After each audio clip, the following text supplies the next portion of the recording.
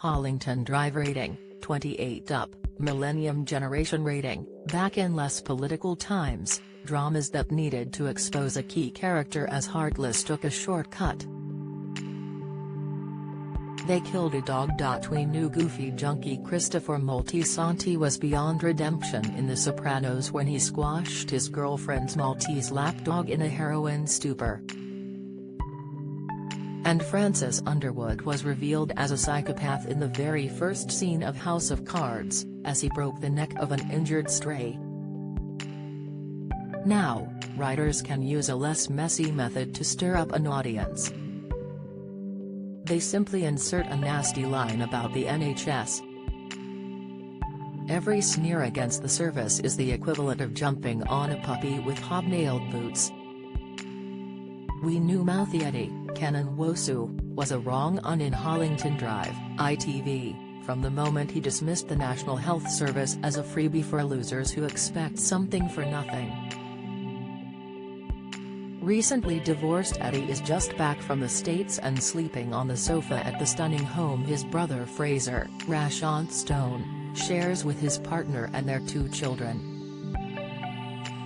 What a house it is. Bifold doors, gleaming open-plan kitchen, a covered patio for barbecues. It looks like one of those computer-generated designs Angela Scanlon produces on Your Home Made Perfect? For Fraser, the drawback is his neighbors. He is an easygoing guy, but his Mrs. Teresa, Anna Maxwell Martin, is in a continuous state of fraught tension because her high-achieving sister Helen, Rachel Sterling, lives next door. The casting of these 2 women is impeccable. They are simultaneously best friends and fierce rivals, constantly sniping and competing, yet so close that their husbands cannot get near them when the sisters are together. And they both have shocking secrets. The moment when headmistress Helen called on another neighbor and started tearing his clothes off almost before the front door was shut came as a complete surprise. It took the disappearance of a local child to force Teresa into confronting her own panic attacks. Her 10-year-old son, Ben, was conceived after she was raped at a party, something she had never told Fraser. Hollington Drive promises to be an outstanding psychological serial, with the hunt for the missing boy as the catalyst for breakdowns rather than the focus of a criminal investigation. So far, the police are seen only as flashing blue lights in the background. It's also a study in the awkwardness between neighbors when casual acquaintanceship must suddenly go deeper than exchanges about the weather or the bins.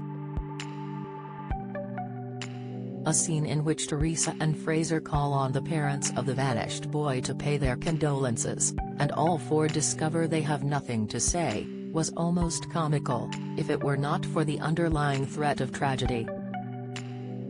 The 6 young people revisited by the cameras in 28 Up, Millennium Generation, BBC One, were mostly struggling for things to say, too. The show has interviewed them aged 7, 14 and 21.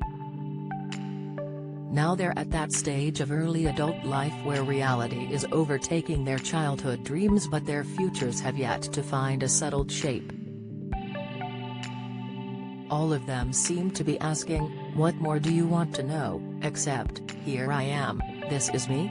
Former professional footballer Sanchez was brimming with energy, as he forged a new career as a DJ with radio leads. By contrast, bike-mad John from Slough was going through life with his fingers crossed, a policy his mother feared would never pay off. John's latest scheme is to become a surf bum in Australia. It's a nice idea, but just a stopgap, a bit like this installment of the series.